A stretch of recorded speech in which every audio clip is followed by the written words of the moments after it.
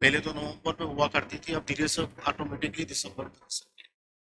और अभी जो लेटेस्ट नोटिफिकेशन आया है उसमें क्या होगा आगे, किससे क्या होगा, वो तो कुछ भी डिटेल आईसीआई ने नहीं दी है, बट ये जरूर बोल दिया कि फाउंडेशन और सीए इंटर की एग्जाम हम साल में 3 बार। तो आपके पास चॉइस है सितंबर अटेम्प्ट देने की, और अगर आप नहीं दे सकते तो फिर आपका वो अटेम्प्ट जनवरी में।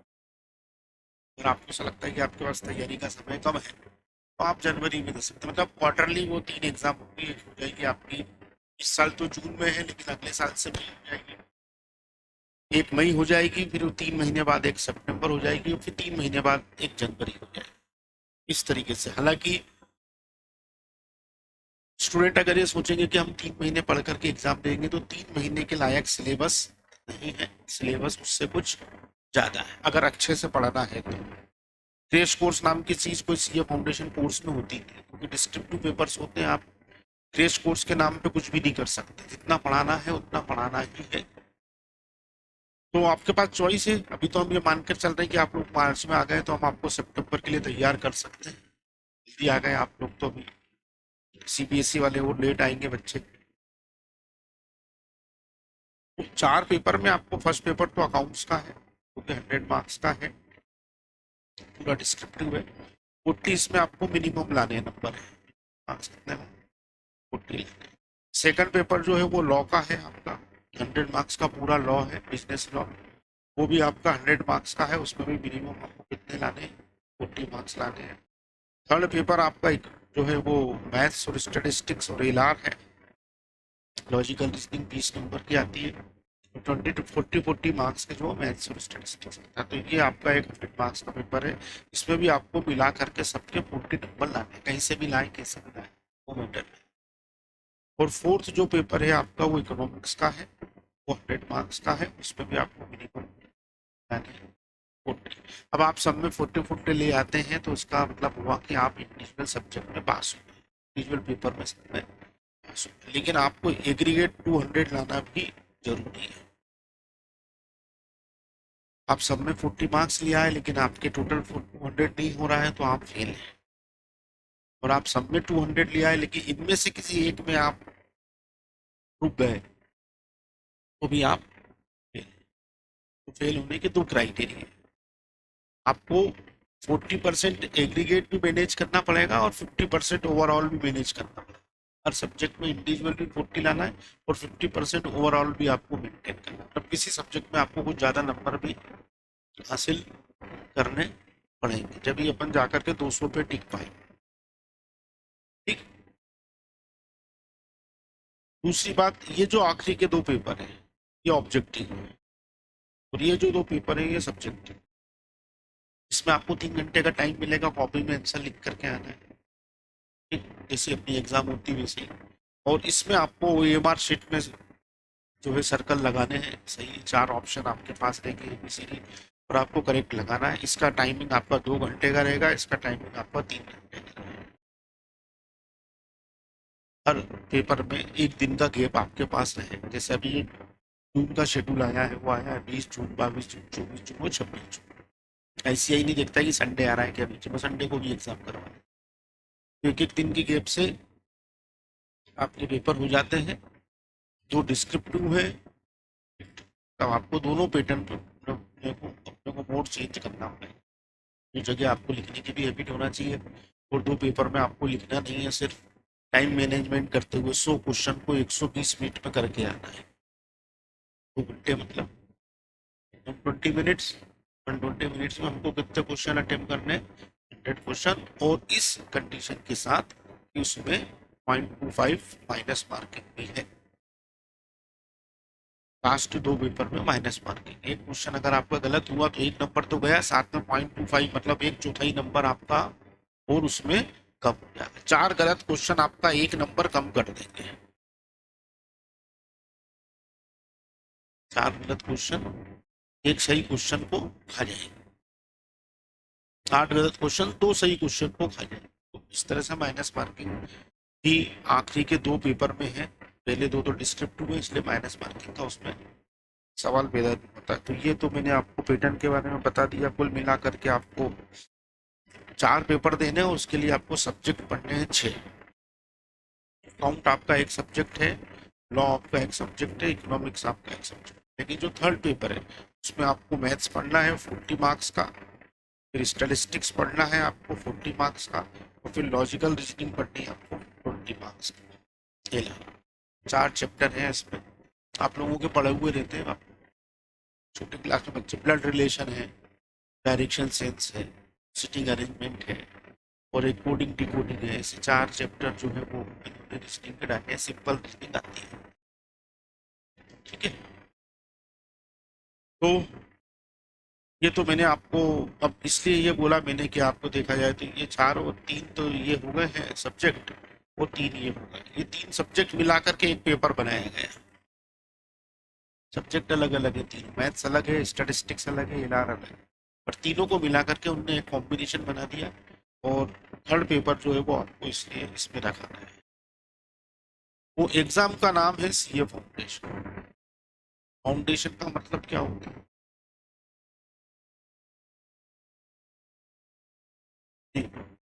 फाउंडेशन मकान बनता है तो पहले फाउंडेशन डलता है। तो फाउंडेशन इसलिए है कि यहाँ जो अकाउंट्स पढ़ाया जाएगा ये आपको आगे जाके इंटर और फाइनल दोनों में काम आएगा। बेसिक अकाउंट्स तो ये पढ़ोगे तब जाकर के आगे का समझ में। लॉ आप यहाँ पढ़ोगे तो आगे जाकर के इंटर और फाइनल में आपको लॉ पढ़ना है। लॉ का बहुत बड़ा रोल होता है। मैथ्स स्टेट आपको यहाँ इसलिए पढ़ाई जा रहा है कि आगे जाकर के आपको एफएम पढ़ना है, फाइनल में भी और इंटर में भी, फाइनेंशियल मैनेजमेंट। वहाँ पर मैथ्स और statistics as a tool use होता है। तब हाँ कोई मेथड लग रही तो उसमें चीज़ काम आती है। और इकोनॉमिक्स भी आपको यहाँ इसलिए पढ़ाया जाता है कि आगे जाकर के एसएम है और भी जो थ्योरेटिकल सब्जेक्ट्स है उसमें इकोनॉमिक्स का रोल कहीं ना कहीं लगता है। और इकोनॉमिक्स वैसे भी फाइनेंशियल वर्ल्ड से सीधा सीधा कनेक्टेड है। वह एक चार्टेड अकाउंटेंट जो होता है वो बेसिकली क्या होता है,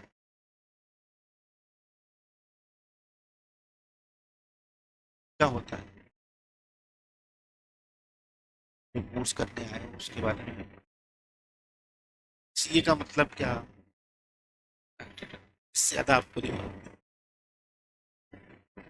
ऑडिटर होता है और कंसल्टेंट होता है, वो फाइनेंशियल कंसल्टेंट, वित्तीय सलाहकार है।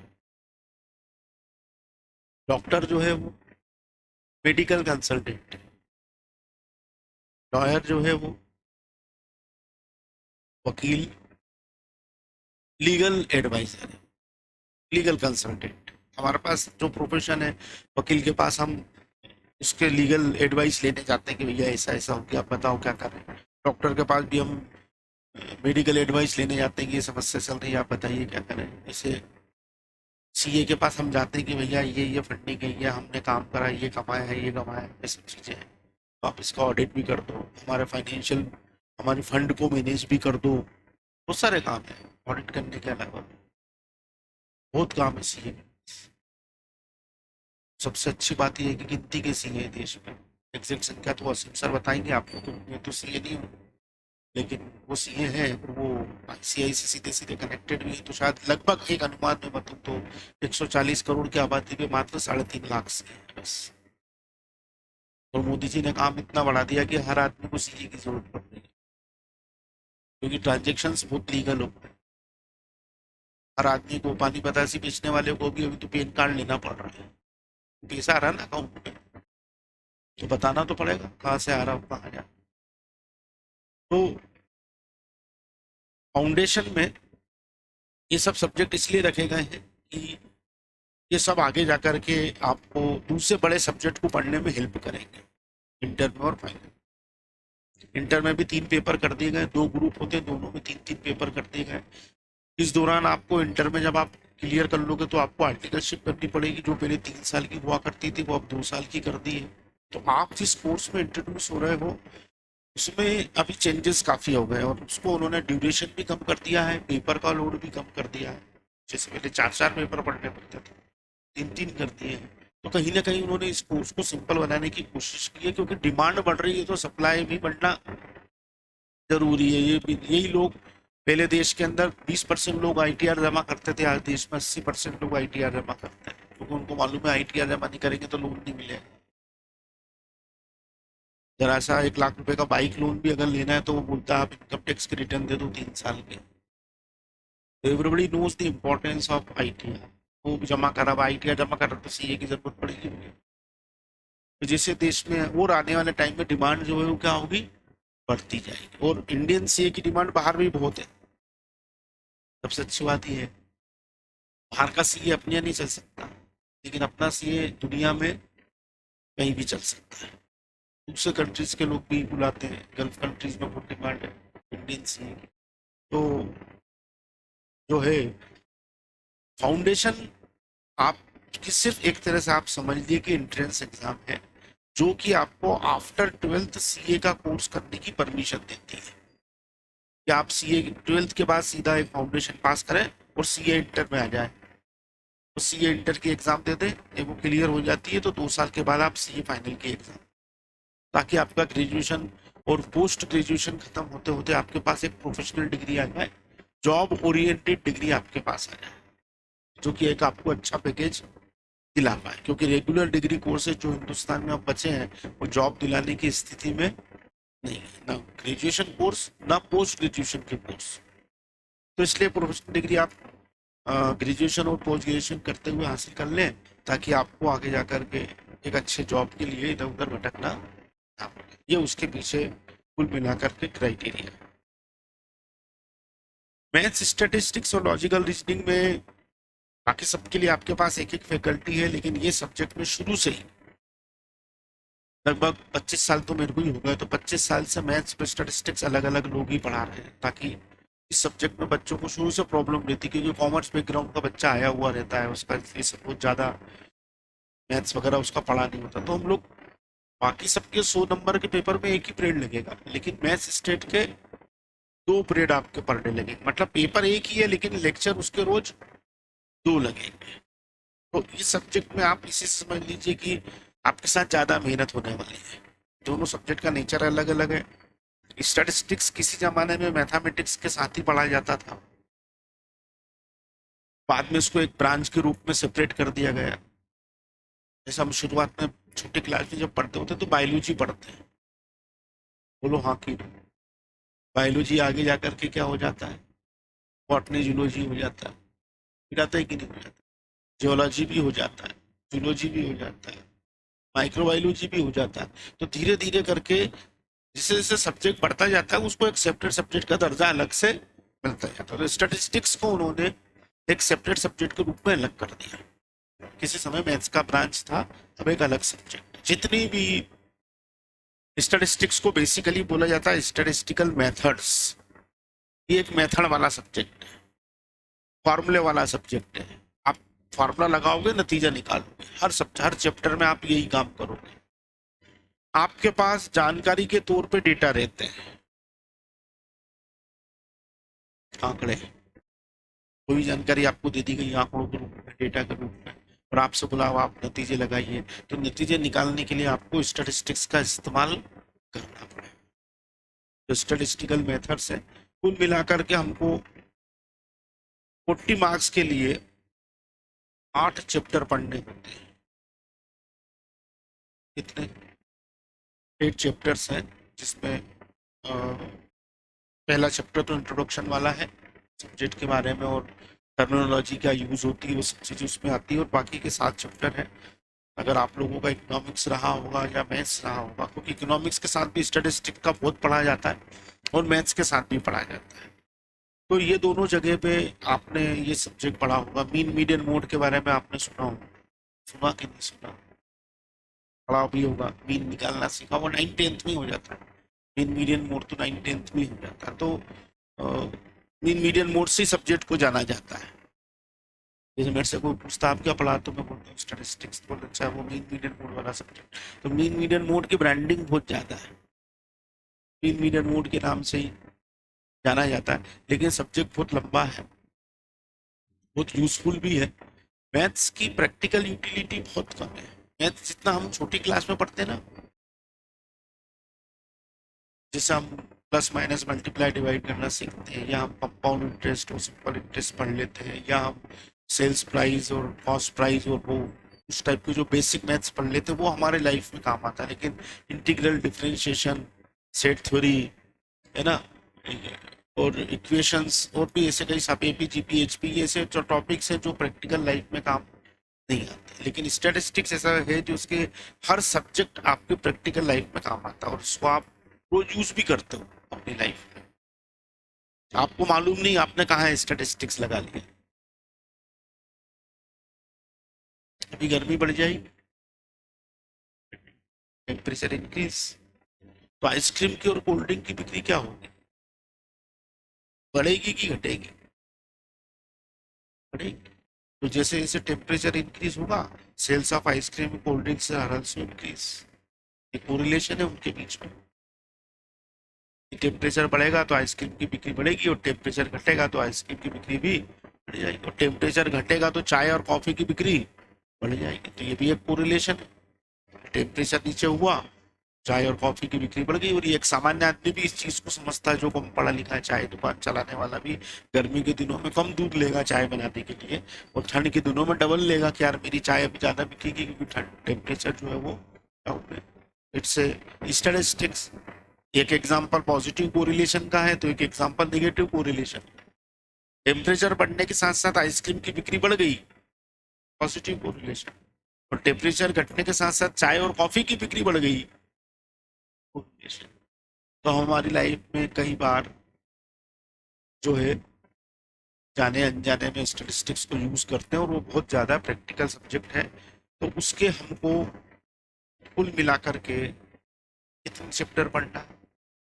लगभग इतने ही मैथ्स के होंगे, और 4 चैप्टर आप रीजनिंग के पकड़ लो, तो 20 से 21 चैप्टर आपके पूरे 100 नंबर के पेपर में होंगे। ये मैंने आपको सब्जेक्ट के बारे में बता दिया। तो अभी हम शुरू करेंगे स्टैटिस्टिक्स। लिख लीजिए आप स्टैटिस्टिक्स का, और जो है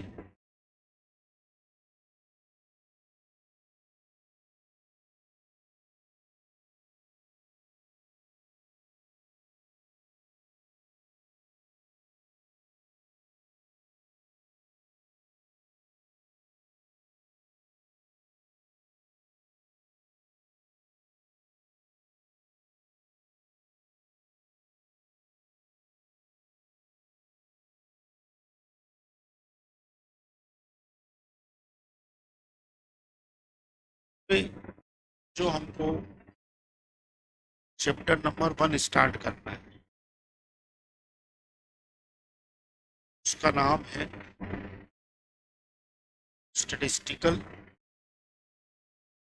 description of data. Statistical description of data, ये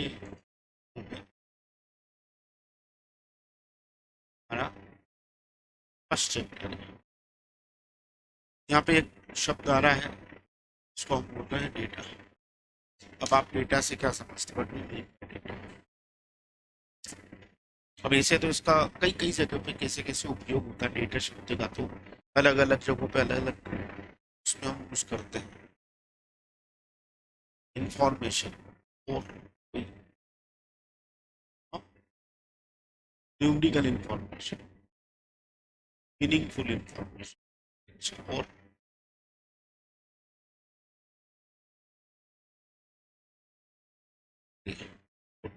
थोड़ा थोड़ा सब नजदीक जा रहा है। मीनिंगफुल इंफॉर्मेशन, आप अपने इसको इस इंफॉर्मेशन को न्यूमेरिकल इंफॉर्मेशन करते हैं, तो वो क्या होगा? मैंने बोला यार मौसम बहुत अच्छा है, सुबह ठंड लगती है, दिन गर्म लगती है, रात को भी ठंड हो जाती है, तो एक जनरल जानकारी नहीं, इट्स इंफॉर्मेशन। और मैंने ये बोल दिया कि सुबह 10 डिग्री टेम्परेचर रहता है, दिन में 30 डिग्री हो जाता है, शाम को 18 डिग्री टेम्परेचर हो जाता है, ये डेटा दे दिया मैंने। तो any type of numerical information is known as data. किसी भी प्रकार की न्यूमेरिकल इंफॉर्मेशन को हम डेटा बोलते हैं, चाहे वो कुछ भी हो, किसी भी रिलेटेड हो। अगर हमने बोला कि यार सड़क पर बहुत ट्रैफिक है, लोग आना जाना कर रहे हैं, जाम लगा, ये लगा, ये इन्फॉर्मेशन है। लेकिन हमने बोला कि यार इस सड़क से लोग 2000 टू व्हीलर रोज निकलते हैं और 500 जो है वो फोर व्हीलर निकलते हैं, और इस तरह से सिचुएशन है। तो अगर हमने वहाँ पे आंकड़े डाल दिए तो फिर वो क्या कहलाएंगे, डेटा हो जाएंगे। तो data is a numerical information in statistics, is a science of numerical information. Data का साइंस है। आपके पास स्टैटिस्टिक्स में इंफॉर्मेशन के तौर पे आपके पास डेटा रहते हैं, जानकारी देती है, और आपको उन जानकारियों पे मेथड लगा करके नतीजे निकालने पड़ते हैं, क्योंकि डेटा आपको नतीजे नहीं दे रहे हैं। डेटा आपको नतीजे नहीं दे रहे। मैंने आपसे कहा कि यार आज सुबह जो है वो 10 डिग्री टेम्परेचर था, दिन में 18 डिग्री हो गया, दोपहर में और 30 डिग्री चला गया, शाम को 12 डिग्री हो गया, रात को फिर 10 डिग्री। तो मैं आपको अगर पास टाइमिंग पे नोट करके टेम्परेचर बता रहा हूँ तो आप बोलोगे ठीक है, इसमें क्या है, इसमें आपको क्या क्या समझ में आ रहा है, ठीक है, हो रहा है टेम्परेचर।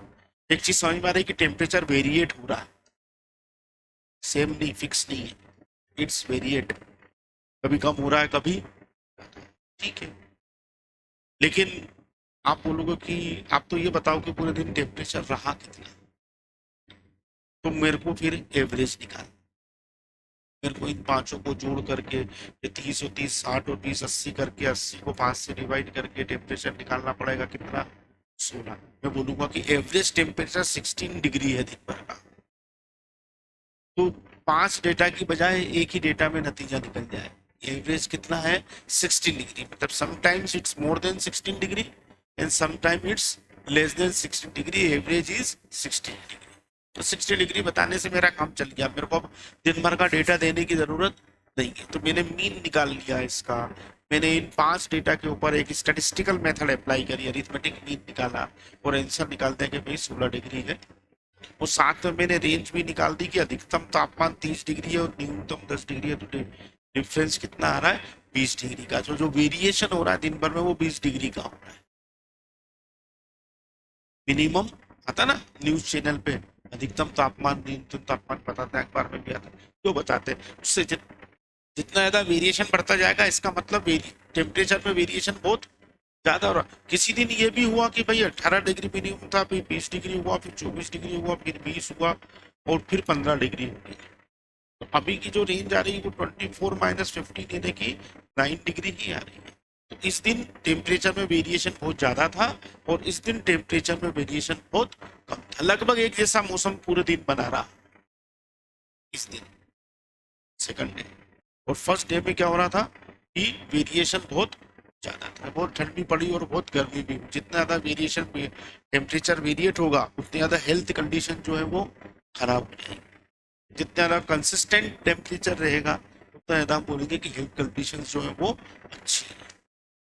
तो ये लगे लगे में हमने दो मेथड स्टेटिस्टिक्स की अप्लाई कर दी। एक तो हमने एवरेज निकाल लिया, और दूसरा हमने डिस्पर्शन निकाल लिया, रेंज निकाल लिया, वेरिएशन निकाल लिया, इतना ज्यादा वेरिएशन उसके अंदर है।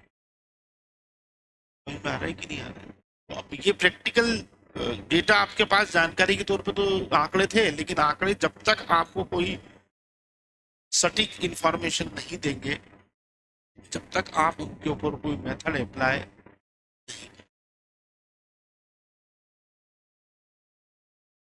क्लियर, सबको समझ में आ रहा है ना? मैं तो समझ ही रहा हूँ, लिखवाया तो मैंने कुछ ही नहीं किया। सब इंदौर के ही है, बाहर वाले भी है। अच्छा, बाहर वाले को उन्होंने आप कहाँ से, झाबुआ और देवास, बड़वानी और राजगढ़, छतरपुर और टिकनगांव। टिकनगांव मतलब खंडवा के पास, छतरपुर के पास। और ये छतरपुर से है भाई साहब। तो दोस्ती यहीं आके हो गई कि पहले से ही है, नहीं हो गई, बहुत घनिष्ठ हो गई, पास की दोस्ती हुई तब। तो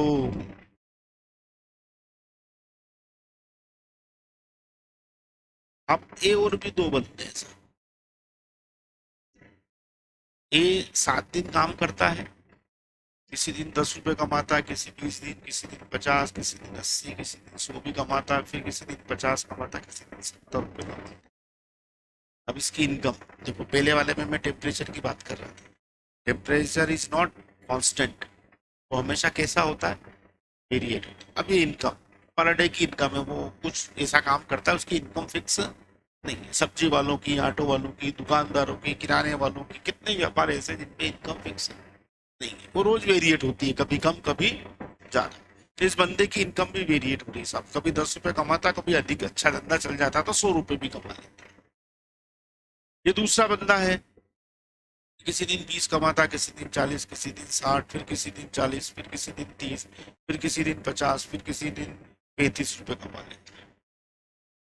अब आप देखेंगे कि इसकी इनकम 10 रुपए से लेके 100 रुपए के बीच में वेरी कर रही है, और इसकी इनकम 20 रुपए से लेके 60 रुपए के बीच में वेरी कर रही है। इन दोनों में से कंसिस्टेंट अर्नर कौन है? Who is the consistent earner? B.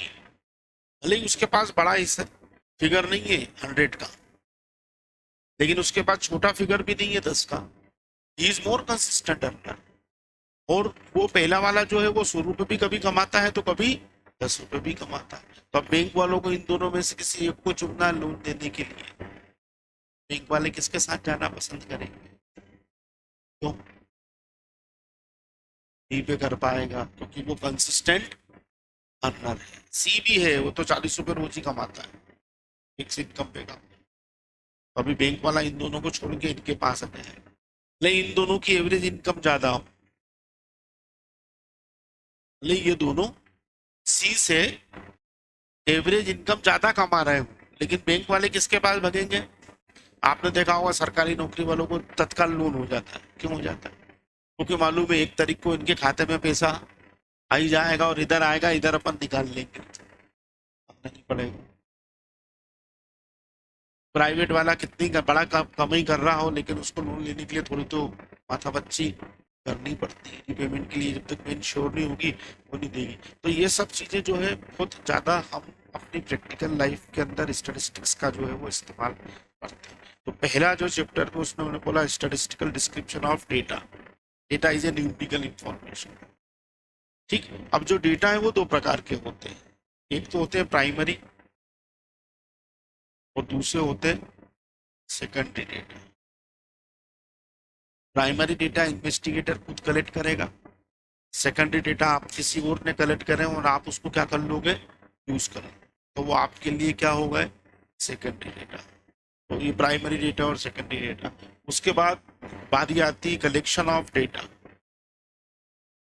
Data को किस तरह से कलेक्ट किया जाए, तो कलेक्शन की कई सारी मेथड्स होती है डेटा कलेक्ट करने की। इनडायरेक्ट इंटरव्यू हो सकता है, डायरेक्ट इंटरव्यू हो सकता है, टेलीफोनिक इंटरव्यू हो सकता है, क्वेश्चनेयर भरवा के हम जानकारी ले सकते हैं। क्वेश्चनेयर समझते हैं? क्वेश्चनेयर मतलब लिस्ट ऑफ क्वेश्चन, प्रश्नावली, इसको हम बोलते हैं। जानकारी आप भरते हैं, कई बार सर्वे होता है तो आप उसमें जानकारी भरते हो, या आप लोगों ने भी कभी क्लास में कुछ रिपोर्ट तैयार करी होगी, वो सर्वे किया होगा, प्रोजेक्ट किया होगा, तो क्वेश्चनेयर भरवा के भी हम डेटा कलेक्ट कर सकते हैं। तो डेटा कलेक्शन की कई सारी मेथड्स होती है। डेटा कलेक्शन के बाद उसकी बारी आती क्लासिफिकेशन की। क्लासिफिकेशन ऑफ डेटा, क्लासिफाइड करना। तो क्लासिफिकेशन में आप लेके आ गए, डेटा कलेक्ट तो हो गए, ठीक। अब उसको छांटे कि भाई हमने सर्वे किया तो मेल इतने, फीमेल इतने, फिर मेल में गवर्नमेंट जॉब में इतने, प्राइवेट जॉब में इतने, फीमेल में गवर्नमेंट जॉब में इतने, प्राइवेट जॉब में इतने, फिर गवर्नमेंट जॉब में जो मेल है उसमें से कितने इंडोर प्रॉपर के हैं, कितने बाहर के हैं, गवर्नमेंट जॉब में जो फीमेल है वो कितने इंडोर प्रॉपर के लोकल हैं, कितने बाहर के हैं। तो ऐसे कैटेगरी वाइज हम उसको डिवाइड करते जाएंगे और उनको छांटते जाएंगे, तो ये सब क्या कहलाएगा, क्लासिफिकेशन कहलाएगा। This is known as classification of data. और क्लासिफिकेशन करने के बाद फिर हमको उसको टेबुलेट करना पड़ेगा, तो कहलाएगा टेबुलेशन ऑफ डेटा। डेटा का टेबल बना करके प्रस्तुत करना, टेबुलेशन हो गया। पहला काम सर्वे करना, दूसरा काम डेटा को कलेक्ट करना, तीसरा काम डेटा को क्लासिफाइड करना, चौथा काम उसको टेबल के रूप में प्रस्तुत करना, लिखना। और फिर पांचवा काम प्रेजेंटेशन ऑफ डेटा, उसको प्रेजेंट करना। प्रेजेंटेशन ऑफ डेटा में हमारे पास दो तरीके होते हैं डेटा को प्रेजेंट करने के। एक तो हम ग्राफ बना के प्रेजेंट कर सकते हैं ग्राफ्स के माध्यम से, और दूसरा डायग्राम के माध्यम से।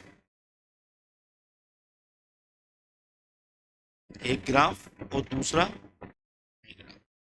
ग्राफ मतलब ग्राफ पेपर पे बनेंगे। ग्राफ पेपर देखा कि नहीं सबने? बनाए होंगे, ग्राफ भी बनाया होगा आपने, हिस्टोग्राम वगैरह, है ना। तो ग्राफ जो है वो ग्राफ पेपर पे बनाए जाते हैं, और डायग्राम जो है वो हम प्लेन पेपर पे बना सकते हैं। अब डायग्राम जो है वो सर्कल डायग्राम भी हो सकते हैं, वो बार डायग्राम भी हो सकते हैं, वो ट्रेंगल डायग्राम भी हो सकते हैं, कुछ भी हो सकता, लाइन डायग्राम भी हो सकते हैं। तो डायग्राम भी बहुत सारे होते हैं, ग्राफ भी बहुत सारे होते हैं। जैसी हमारी इंफॉर्मेशन है, जैसी नीड है, जिस तरीके के डेटा हमारे पास है, कौन सा डायग्राम या कौन सा ग्राफ उसके लिए सुटेबल होगा, उसके माध्यम से हम क्या करते हैं, डेटा को प्रस्तुत करते हैं। सबसे ज्यादा आप लोगों ने देखा होगा, बहुत ही पॉपुलर और बहुत हर दूसरे चौथे दिन आपको अखबार में देखने को मिल जाएगा, वो होता है सब डिवाइडेड सर्कल डायग्राम। अखबारों में अभी तो बहुत दिखेगा चुनाव के मौसम में। कहीं वोट शेयर का लिए वो डायग्राम बना देते हैं, कहीं वो जातिगत जनगणना के आधार पे बना देते हैं कि भाई वोटिंग क्या है उत्तर प्रदेश के अंदर, कितने ओबीसी, कितने एससी, कितने एसटी, कितने जनरल, कितने ये, कितने वो। सब डिवाइडेड में आपको इस तरीके के ये बने हुए दिख जाते हैं, और वो उसको कलर कर देते हैं या कुछ भी उसको डिजाइन डाल देते हैं। सब डिवाइडेड सर्कल डायग्राम बहुत ज्यादा पॉपुलर डायग्राम है, जिसको यूज किया जाता है डेटा को प्रेजेंट करने के लिए। ठीक, इसके अलावा थोड़ा बहुत आप लोगों ने पढ़ा होगा, एक क्लास इंटरवल होता है। क्लास इंटरवल कैसे लिखा जाता है? 0 to 10, 10 to 20, 20 to 30, 30 to 40 and 42। मतलब आपके पास जो डेटा है वो 0 से लेके 50 तक है।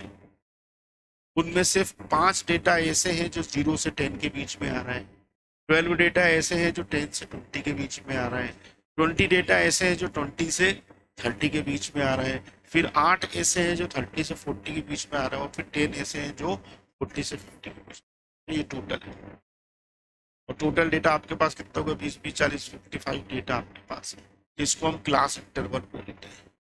ये फ्रीक्वेंसी कहलाती है। Number of observations included in the class interval is known as frequency. कितने डेटा उस क्लास इंटरवल में इंक्लूड है, उनकी संख्या क्या कहलाएगी? हम ये बोलेंगे कि अगर ये मार्क्स लिखे हुए हैं तो ये फ्रीक्वेंसी है। तो 5 स्टूडेंट ऐसे हैं जिनके नंबर 0 से 10 के बीच में है, 12 स्टूडेंट ऐसे हैं जिनके नंबर 10 से 20 के बीच में है, 20 स्टूडेंट ऐसे हैं जो 20 से 30 के बीच में मार्क्स ला रहे हैं, 8 स्टूडेंट ऐसे हैं जो 30 से 40 के बीच में मार्क्स ला रहे हैं, और 10 स्टूडेंट ऐसे हैं जो 40 से 50 के बीच में मार्क्स ला रहे हैं। तो ये भी डेटा को प्रेजेंट करने का एक तरीका है। This is known as class interval. Statistics में हम इसको कंटिन्यूअस फ्रीक्वेंसी डिस्ट्रीब्यूशन बोलते हैं। क्या बोलते हैं? Continuous frequency distribution. It is known as continuous frequency distribution. ये क्लास इंटरवल है, ये फ्रीक्वेंसी है। 0 इसकी लोअर लिमिट है और 10 इसकी अपर लिमिट है। पहले बड़ी जो लिखी रहेगी वो क्या कहलाएगी? Upper limit. छोटी जो लिखी रहेगी वो क्या कहलाएगी? Lower limit. उन दोनों के बीच का जो डिफरेंस है वो क्या कहलाएगा? Length of the class interval. क्या कहलाएगा? Length of the class interval. Class interval की लंबाई, जितने डेटा उसमें इंक्लूड है वो उसकी क्या कहलाएगी? फ्रीक्वेंसी कहलाएगी। यूं तो फ्रीक्वेंसी का मतलब अगर हम सामान्य भाषा में देखें तो फ्रीक्वेंसी को हिंदी में अगर आप देखने जाओगे तो आपको लिखा मिलेगा बारंबारता। क्या लिखा मिलेगा? बारंबारता या आवृत्ति या दोहराव। तो फ्रीक्वेंसी का मतलब होता है how many times the value is repeated. अगर हमने कंटिन्यूअस फ्रीक्वेंसी डिस्ट्रीब्यूशन लिखा है तो फ्रीक्वेंसी के मायने बदल गए। यहाँ पे मतलब हो गया कि how many data are included in the class interval. किसी क्लास इंटरवल में कितने डेटा इंक्लूड है वो उसकी फ्रीक्वेंसी। लेकिन अगर हमने क्लास इंटरवल डिस्ट्रीब्यूशन कंटिन्यूस नहीं लिखा, जैसे कि फॉर एग्जांपल हमने इसको ऐसा लिख दिया, एक्स और एफ ले लिया, 2 4 6 और 8, 2 is repeated 5 times, 4 is repeated 10 times, 6 is repeated 8 times and 8 is repeated 2 times. तो यहाँ फ्रीक्वेंसी का मतलब हो गया रिपीटेशन। हम ये बोलना चाह रहे हैं कि x हमारा वेरिएबल है, क्या है वेरिएबल, और उसकी कितनी वैल्यूज है, 4। कौन कौन सी, 2 4 6 और 8, उसमें से 2 रिपीट हो रही है कितनी बार, 5 बार, 4 is repeated 10 times, 6 is repeated 8 times and 8 is repeated 2 times, so total values are 25। Total values कितनी है, 25 है, और वो रिपीट हो उसमें से है तो 4 ही, बट वो रिपीट होते होते कितनी हो गई, 25। इस प्रकार से अगर मैंने डिस्ट्रीब्यूशन लिख दिया तो इसको स्टैटिस्टिक्स में हम बोलते हैं डिस्क्रीट फ्रीक्वेंसी डिस्ट्रीब्यूशन। क्या बोलते हैं, डिस्क्रीट फ्रीक्वेंसी डिस्ट्रीब्यूशन। अगर ऐसा लिख दिया तो उसमें मैंने फ्रीक्वेंसी के साथ लिख दिया, मैंने 2 को 5 बार नहीं लिखा, मैंने लिख दिया कि 2 5 बार रिपीट हो रहा है, मतलब आप जब भी 2 को गिनोगे तो 5 बार गिनोगे। 4 जो है वो 10 बार रिपीट हो रहा है, तो 4 एक नहीं है, 4 कितनी बार है, 10 बार। जब भी 4 के हिसाब होएगा तो 4 10 बार हिसाब होएगा। 6 का हिसाब जब भी होगा 8 बार होगा, और 8 का हिसाब जब भी होगा 2 बार। तो इसको हम बोलते हैं कंटिन्यूअस फ्रीक्वेंसी डिस्ट्रीब्यूशन, और इसको हम बोलते हैं डिस्क्रीट फ्रीक्वेंसी डिस्ट्रीब्यूशन। इसमें एक शब्द यूज किया जा रहा है डिस्ट्रीब्यूशन। जैसे फ्रीक्वेंसी शब्द आया तो फ्रीक्वेंसी इज ए साइंटिफिक शब्द, साइंटिफिक वर्ड है, मतलब फिजिक्स से लिया गया है फ्रीक्वेंसी, दोहराव, लेकिन यहाँ उसका मतलब है आंकड़ों का दोहराव। वैसे डिस्ट्रीब्यूशन का सामान्य मतलब होता है वितरण, डिस्ट्रीब्यूट करना। डिस्ट्रीब्यूटर होते हैं, क्लास में चॉकलेट बांटी गई तो टीचर बोलती जाओ डिस्ट्रीब्यूट कर दो सबको। डिस्ट्रीब्यूट का मतलब होता है बांटना, हिंदी में इसको बंटन ही बोलते हैं, लेकिन इंग्लिश में नाम हो गया डिस्ट्रीब्यूशन। डिस्ट्रीब्यूशन किस चीज का, डेटा का डिस्ट्रीब्यूशन। इसका आपके पास यहां पर हमेशा एक वेरिएबल होगा, अगर वेरिएबल है तो स्टैटिस्टिक्स है, अगर वेरिएबल नहीं है तो स्टैटिस्टिक्स नहीं। वेरिएबल सुना कि नहीं सुना, वेरिएबल मतलब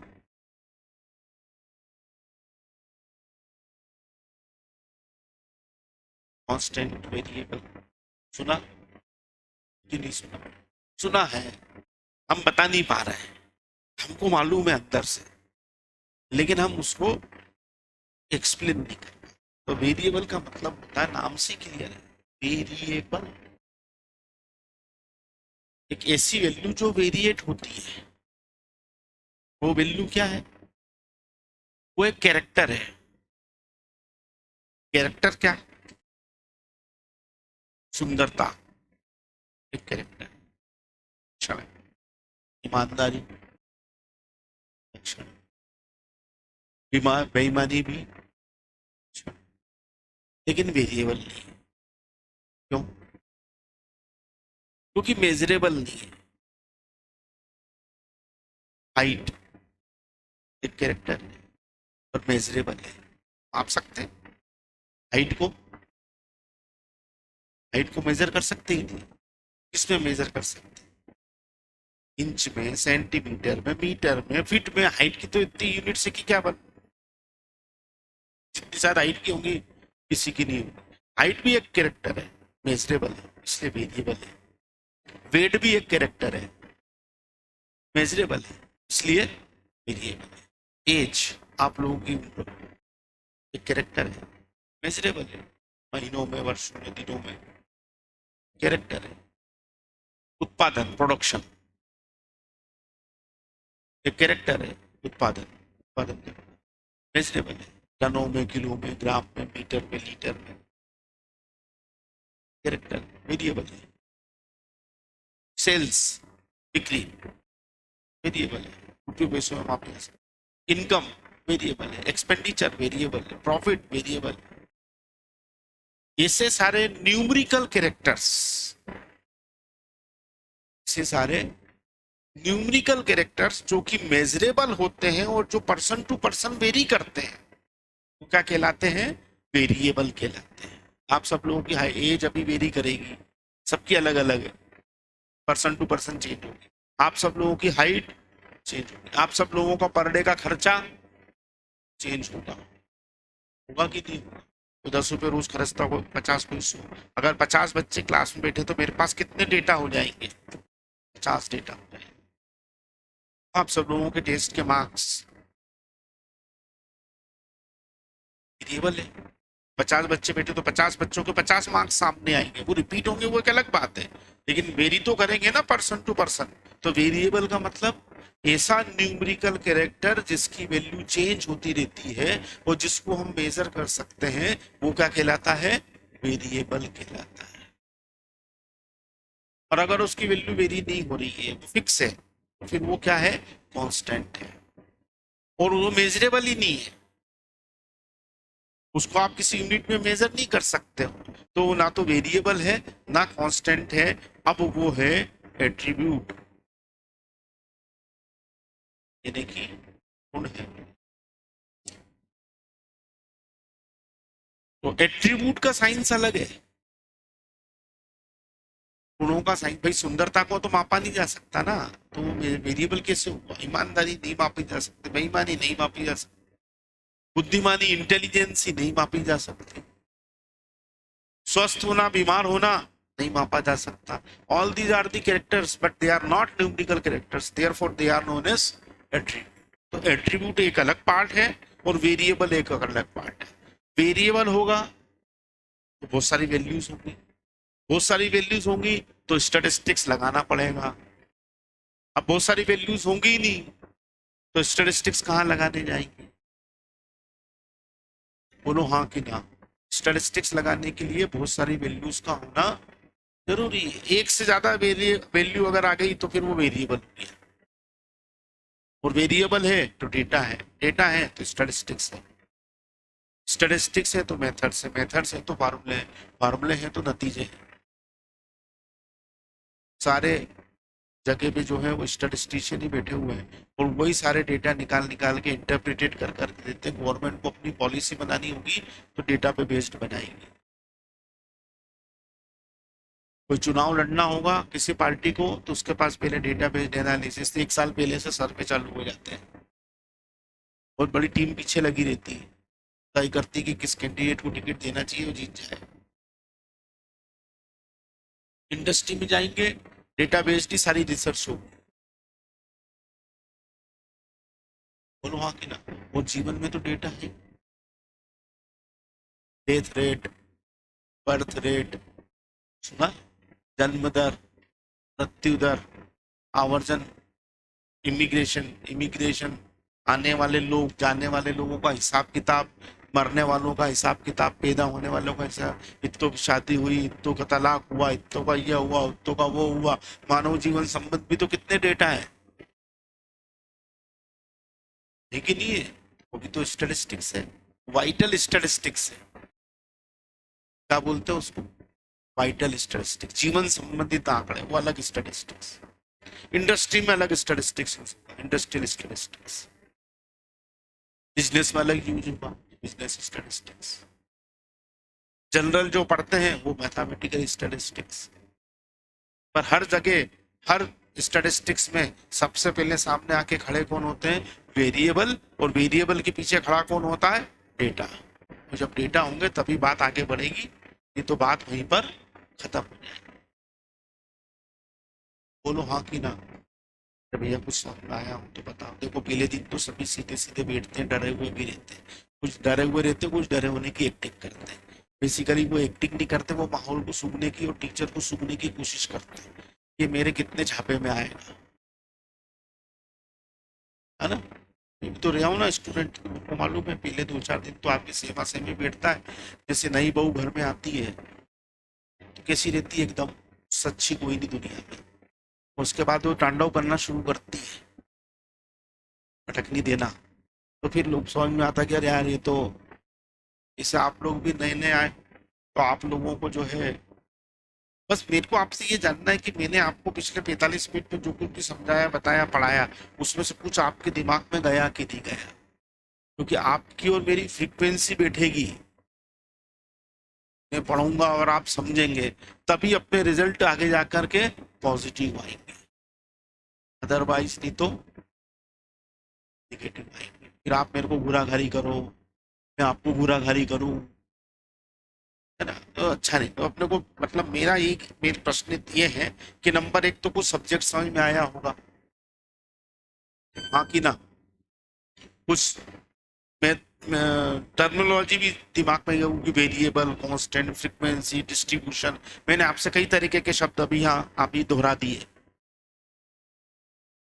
data, primary data, secondary data, तो कुछ टर्मिनोलॉजी आपको दिमाग में गई। तीसरी बात ये कि मेरी लैंग्वेज आपको समझ में आ रही कि नहीं आ रही, लैंग्वेज की कोई प्रॉब्लम तो नहीं है? तो हाँ कि ना? नहीं है, सब समझ में आ रहा है। क्योंकि क्या है कि एग्जाम तो आपको देनी ना यार, मुझे तो दिलानी है। मुझसे पे कौन जाएगा? आप जाओगे यार, आपको चलाने हैं, तो आपको समझ में आना ज्यादा जरूरी है, हाँ कि ना? सब इंग्लिश मीडियम बच्चे, हिंदी मीडियम वाला तो नहीं है, दोनों हो। छतरपुर में इतने इंग्लिश मीडियम के स्कूल खुल गए यार। कौन सी छतरपुर के पास, किधर?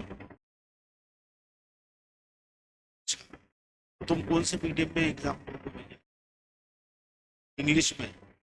हाँ, बहुत मेहनत लगेगी। चार पांच है मेरे पास एग्जाम्पल जो हिंदी मीडियम के हैं, और अभी दिसंबर अटेम्प्ट में पास हो गए। अगर तुम हिंदी के हो और हिंदी में देना चाहोगे तो तुम्हारी मेहनत डबल हो जाएगी, क्योंकि नोट्स नहीं मिलेंगे, किताबें नहीं मिलेंगी। और हिंदी में आजकल हिंदी ज्यादा कठिन हो, जैसे अभी मैं बोलूँ कि पहले चैप्टर का नाम है statistical description of data, easily समझ में आ गया। मैं बोलूँ समंकों का सांख्यिकीय विश्लेषण, तो दिक्कत का काम हो जाएगा। तो इसलिए मैथ्स स्टेट तो ऐसा सब्जेक्ट है आप इंग्लिश में पढ़ सकते हो। एक तो ऑब्जेक्टिव है, लिखने का काम नहीं है, और दूसरा आप मीन को मीन बोलो कि माध्य बोलो, क्या फर्क पड़ता है? तो वो आप पढ़ के कर सकते हो। इकोनॉमिक्स में आपको थोड़ी सी मेहनत लगेगी और लॉ में लगेगी। अकाउंट्स भी आप कर लोगे, अकाउंट्स में भी इतनी प्रॉब्लम नहीं है, पर दो सब्जेक्ट में जो है वो थोड़ी सी मेहनत लगेगी, और बाकी तो सब लोग कर ही रहे हैं, है ना? कल से अपन चैप्टर नंबर 2 शुरू करेंगे, पहला वाला छोड़ देंगे, पहला वाला बाद में करूंगे। वो नहीं गया अभी, तो बहुत बचा है वो, लेकिन उसके बारे में अपन आखिर बाद में बात करेंगे। कल से मेन टॉपिक में शुरू करेंगे, मेजर्स ऑफ सेंट्रल टेंडेंसी, मतलब जिसमें मीन, मीडियन, मोड वगैरह ये सब जो है वो आ जाते हैं, और मेजरमेंट शुरू हो जाएंगे, कैलकुलेटर का काम शुरू हो जाएगा। कैलकुलेटर अपने को एग्जाम में अलाउ है, सिंपल वाला काले रंग का जो कैलकुलेटर आता है वो आप एग्जाम में ले जा सकते हैं, और मेरे सब्जेक्ट में तो वो लगेगा ही लगेगा निश्चित तौर पे, है ना? तो वो आप लोग कल से लेकर के आए, और बाकी अपन कल से पढ़ना शुरू करेंगे। रजिस्ट्रेशन आप लोगों ने कराया है कि नहीं कराया आईसीआई में? तो मैं आपको बता देता हूँ, आपको एक आईसीआई में रजिस्ट्रेशन कराना पड़ेगा। अभी आप रजिस्ट्रेशन कराएंगे, अब देखो सितंबर इनने अटेम्प्ट कर दिया, तो अभी तो दिसंबर तक के लिए ओपन रजिस्ट्रेशन है, मतलब 30 जून तक। अभी तक जो सिस्टम था उसके अकॉर्डिंगली 30 जून तक अगर आप रजिस्ट्रेशन करा लेते हो तो आप दिसंबर अटेम्प्ट के लिए एलिजिबल हो जाते हैं। दो बार दो भागों में बांट रखा है, एक 30 दिसंबर तक है, मतलब 1 जनवरी लास्ट डेट रहती है, तो 1 जनवरी तक आप करवा लेते हो तो जून अंतिम तक आप दे सकते हो, और 1 जुलाई तक अगर आप करा लेते हो तो दिसंबर तक। लेकिन अब सितंबर के लिए क्या क्राइटेरिया आएगा, हो सकता है थोड़ी सी डेट वो आगे बढ़ा दें कि भाई आपके लिए मई की लास्ट डेट है या जून की लास्ट डेट है या जो भी है, तो आपको आईसीआई में 9,000 रुपये का, वो 9,200 रुपये का रजिस्ट्रेशन आपको आईसीआई में कराना है। ऑनलाइन रजिस्ट्रेशन होता है, नहीं वो एमपी ऑनलाइन पे होगा, है ना? अगर आप लोग कराना खुद करना चाहते तो ठीक है, या पर आप इधर उधर हर कोई एमपी ऑनलाइन पे मत जाना, क्योंकि इसको हर कोई भर नहीं पाता है। और क्या होता है, फिर बच्चे परेशान होते, पेमेंट कट जाता है और फॉर्म सबमिट नहीं होता। और उसमें एक व्यवस्था और भी है कि जब आप ये करने जाते हो तो पोर्टल पे दो चीजें आती है, डायरेक्ट एडमिशन का भी आता है। डायरेक्ट एडमिशन मतलब वो फाउंडेशन के बिना सीधा इंटर में, तो कई लोगों को मालूम नहीं होता। तो मैं आपको एक नंबर प्रोवाइड कर दूंगा, आप आपको जाने की भी जरूरत नहीं है, आप व्हाट्सएप डॉक्यूमेंट कर देंगे तो आपका घर बैठे रजिस्ट्रेशन हो जाएगा। उसमें आपको सिर्फ आधार कार्ड और 10 की मार्कशीट देनी रहती है और एक फोटो देना रहता है, इसके अलावा और कोई डॉक्यूमेंट नहीं लगता। आधार कार्ड, 10th की मार्कशीट, 12th की नहीं चाहिए, और एक फोटो, बस। 12th की मार्कशीट आपकी अभी आई नहीं तो वो मांगते भी नहीं। ये रजिस्ट्रेशन आप करा लेंगे तो आईसीआई आपको अपने मॉड्यूल भेज देगा, किताबें भेज देगा। ठीक है, तो जितनी जल्दी आप कराएंगे उतनी जल्दी आपके पास बुक्स भी आएंगे। नंबर मैं आपको कल प्रोवाइड कर दूंगा, पहली बात। दूसरी बात ये है कि अभी कुछ दिनों तक हमारा सिस्टम ये रहेगा कि आपको रोज का जो शेड्यूल है वो ब्रॉडकास्ट मिलेगा। उसके लिए आपको एकेडमी का एक नंबर है, वो नाम से सेव करना पड़ेगा अपने मोबाइल। जो भी नंबर है उसको नाटा प्रोफेशनल एकेडमी के नाम से आप सेव कर लीजिए। कितने लोगों के पास शेड्यूल पहुंचा था कल? सबके पास पहुंचा था। जिनके पास नहीं है वो नंबर मैं अभी आपको दिलवा दूंगा, आप उसको सेव करें, क्योंकि शेड्यूल रोज वेरी करेगा।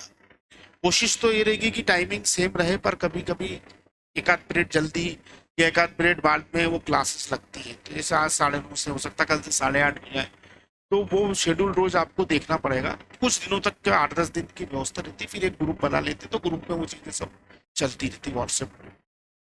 ठीक है, जब तक आपको अपना शेड्यूल देखना है 9 बजे तक आपको रोज वो शेड्यूल मिलेगा। और ऑनलाइन वाले जो बच्चे हैं वो लिंक के थ्रू उसको, बोलिए वृद्धि जी, क्या जानना चाहती हैं आप?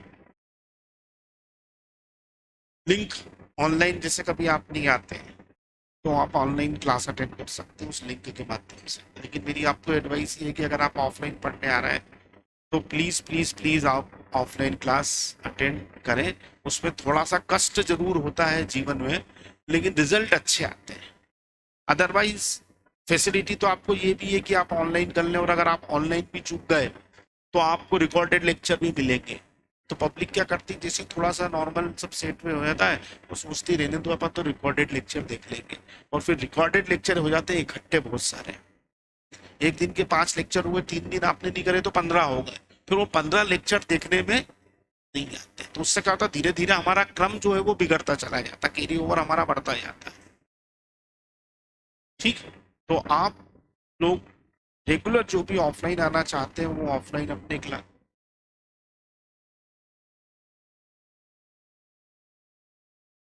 यस, यस, कंपलसरी इस मायने में है बेटा कि सीए की डिग्री आपको ग्रेजुएशन यूनिवर्सिटी की डिग्री नहीं है, इट्स अ प्रोफेशनल डिग्री। आप साथ में कुछ और करना चाहते हैं तो आपको ग्रेजुएशन करना है, पीजी करना है, पहली बात। दूसरी बात, वो हमारा प्लान बी है। प्लान बी इस मायने में है कि इन केस खुदा ना खास्ता, भगवान नहीं करे हम नहीं कर पाए, तो फिर हमारे पास कुछ और भी दूसरे ऑप्शंस होने चाहिए। और हिंदुस्तान में आप अगर आगे कहीं कुछ और करने जाओगे तो सबसे पहले आपको ग्रेजुएशन की डिग्री लगेगी।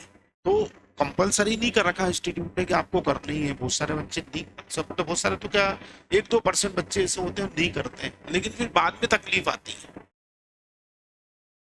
ठीक, दूसरी बात, इधर बीकॉम करने में आपको कोई इफर्ट नहीं लग रहा है। आप बीकॉम भरेंगे, बीकॉम टैक्सेशन भर लें, और एक और कौन सा होता है यार, बीकॉम ऑनर्स भर लें या जो भी भर लें, आप बहुत इजीली उसको कर लेंगे। वो आपकी पढ़ाई में आने नहीं आएगा। सारे बच्चे हर साल करते हैं हमारे यहाँ तो, और सब पास भी हो जाते हैं, फेल कोई नहीं होता।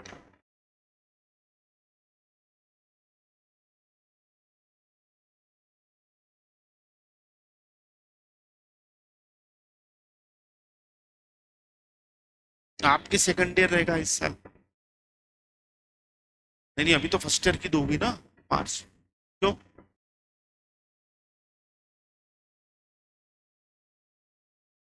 तो अब कहीं एडमिशन नहीं मिलेगा, वो सब मैनेज हो जाएगा। आप बिल्कुल एक्सपेरिमेंट मत करें। आप अगर फर्स्ट ईयर करना चाहती है तो इस बार जो फर्स्ट ईयर की एग्जाम अभी मार्च में होने वाली है वो आप दे लें। सेकंड ईयर में आप कॉलेज चेंज कर लें पहली फुर्सत में। क्योंकि अगर आप सीए की पढ़ाई कर रहे हैं तो 40,000 50,000 रुपये साल की फीस बीकॉम के नाम पे भरने से कोई भी मतलब नहीं है। आपको 8-10 हज़ार रुपये में अच्छा कॉलेज मिल जाएगा जो आपको सब तरह से कॉपरेशन करेगा।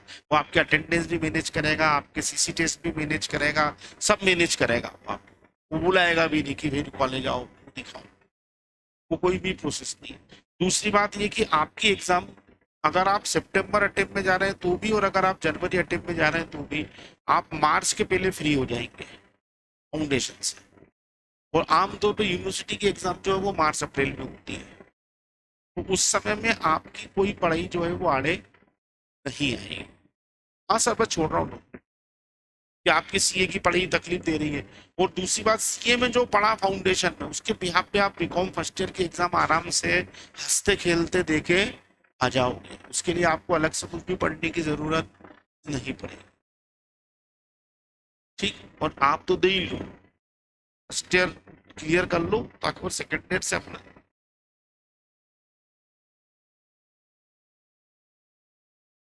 पहले बात तो करो, एक बार बात करने में क्या साल खराब हो रहा है, इससे बेटर है कि आप उसको मैनेज करो एक बार जा करके, है ना। तो अगर हो जाता है तो अच्छी बात है, अदरवाइज आपका ड्रॉप ईयर जाएगा, अगले साल आपको फिर फर्स्ट ईयर देना पड़ेगा। और अब अपन बहुत लेट है, मार्च में जाकर के अपने को कोई भी कॉलेज अब एडमिशन नहीं दे पाया। आजकल सब ऑनलाइन हो गया है, तो बैक डेट में एडमिशन होना बंद हो गया। मेरे समय में तो मतलब मैंने तो कॉलेज भी चलाया, तो एग्जाम के एक दिन पहले एडमिशन भी दिया है और एक दिन पहले रोल नंबर भी ला के दिया है। एग्जाम में बिठा दिया, उसके बाद रोल नंबर आया, ऐसा भी हुआ है। वो मैनुअल युग अलग था, उसमें सब चलता था। और अब ऑनलाइन हो गया, तो ऑनलाइन में क्या इतने समय तक ओपन है तो ओपन है, बंद है तो बंद है, फिर आप कुछ भी नहीं कर, सरकार भी कुछ नहीं कर सकती। चलिए, कल अपनी मुलाकात होगी। ओके बच्चों, टाइम टेबल सब देख लेना और उसके हिसाब से ही आना।